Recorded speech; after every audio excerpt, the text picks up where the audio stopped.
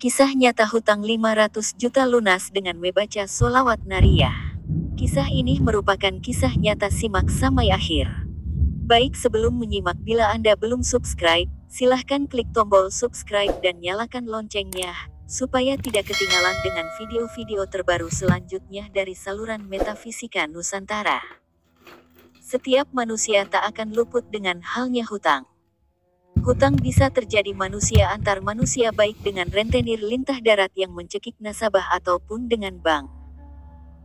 Sebagai manusia dan sebagai orang muslim, kita wajib melunasi hutang-hutang kita di dunia, sebelum kita berpulang kepada Allah sang pemilik raga kita.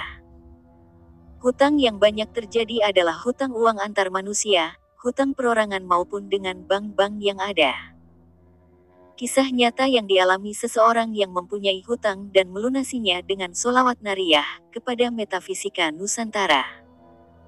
Dalam kisah ini didatangkan langsung narasumbernya yang mempunyai hutang dan membaca sholawat nariyah. Derik ini menurut Metafisika Nusantara kejadian sebenarnya membayar hutang dengan bersolawat nariyah. Sebut saja Kang Derik ini mengaku memiliki hutang yang sangat besar, yaitu 400 juta, 100 juta ke bank dan sisanya ke perorangan. Narasumber ini sebut saja Mas Derik ini awal mula mempunyai hutang karena tertipu oleh rekan bisnisnya. Mas Derik ini berasal dari orang yang dikatakan cukup mampu dan mempunyai penghasilan lebih dari cukup karena dia memiliki perkebunan sawit. Mas Derik ini sempat mengasingkan diri keluar dari rumah selama 3 minggu dan akhirnya dijemput oleh adiknya dan tanpa sadar sudah berada di rumah. Setelah itu Mas Derik ini diajak oleh pamannya ke kota Cianjur dan bertemu dengan rekan pamannya ini diajak ke suatu tempat, dan di tempat itu dia memperoleh wejangan dan diperlihatkan adanya uang samar. Rekan pamannya ini membacakan sesuatu di sorbannya dan setelah itu si narumber ini disuruh membukanya dan ternyata isinya adalah uang yang sangat banyak. Dalam pikirannya uang ini bisa membereskan hutangnya satu persatu. Rekan pamannya ini memberitahu jika uang tersebut tidak boleh dipergunakan dan jika sampai digunakan kita akan murtad dan akan jadi tumbal. Dijelaskan juga jika uang tersebut bukan hak kita, ujar rekan pamannya. Mas Derik ini diajak rekan pamannya ke suatu tempat.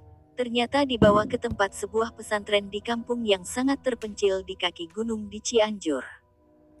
Di pesantren tersebut si narasumber diberikan solusi atas masalahnya, yaitu niat baik kita untuk melunasi hutang kamu harus 2.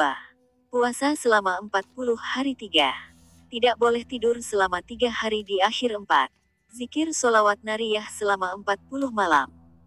Pada saat melakukan cara itu Mas Derik tidak diperbolehkan bertemu dengan siapapun. Waktu malam terakhir berzikir ini si Mas Derik melihat cahaya yang bersinar, sampai cahaya itu hilang. Di hari selanjutnya itu Mas Derik bertemu kembali dengan keluarganya dan merasa tenang. Pada waktu di hari kelima setelah puasa si narasumber mendatangi bank untuk konfirmasi bahwa dia belum bisa membayar hutangnya. Mas Derik langsung bertemu dengan direktur bank tersebut dan informasi dari direkturnya itu bahwa Mas Derik itu sudah membayar utangnya 3 hari yang lalu. Mas Derik pun merasa heran dan aneh karena Mas Derik ini ke bank hanya ingin konfirmasi kalau belum bisa membayar hutangnya. Ternyata memang benar adanya jika hutang itu sudah lunas disertai bukti, sertifikat dan bukti pembayaran pelunasan sudah dibawa pulang ke rumah. Setelah pulang ke rumah untuk mengecek kebenarannya, ternyata benar ada tanda bukti dan sertifikat rumahnya dan ditandatangani oleh Mas Derik. Menurutnya ajaran yang dilakukannya itu tadi sesuai dengan syariat dan tidak menyimpang. Tapi semua ini hanya Allah yang tahu. Untuk kejadian ini entah siapa yang membayar. Ini bisa dijadikan pembelajaran untuk kita agar tidak ceroboh dan tidak menggampangkan hutang. Jangan pernah meminjam uang ke rentenir ataupun ke bank bila uang pinjaman itu bukan untuk mengembangkan usaha. Apalagi meminjam uang misal untuk keperluan membeli barang yang tidak perlu, itu akan menyusahkan diri kita sendiri. Meminjam uang jangan dijadikan kebiasaan dan hal yang biasa, baik yang kecil ataupun yang besar, karena tidak akan baik dampak pada rejeki kita, akan tersumbat aliran rejeki kita, baik usaha selalu gagal, rejeki seret, boleh saja pinjam dengan catatan kita untuk mengembangkan usaha bukan untuk berpoya-poya untuk membeli hal yang tidak penting. Semoga dari kisah ini kita bisa ambil pelajaran dan hikmahnya, dan kita semua terutama para penonton setia Metafisika Nusantara dan subscriber selalu diberikan kelancaran dalam mencari rejeki dan mata pencaharian. Amin ya Allah ya Robbal Alamin. Bagi Anda yang suka dengan video ini, jangan lupa like komen positif dan share ke sosial media Anda ya. Terima kasih.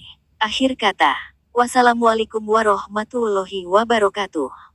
Sampai jumpa di video terbaru kami selanjutnya. Dari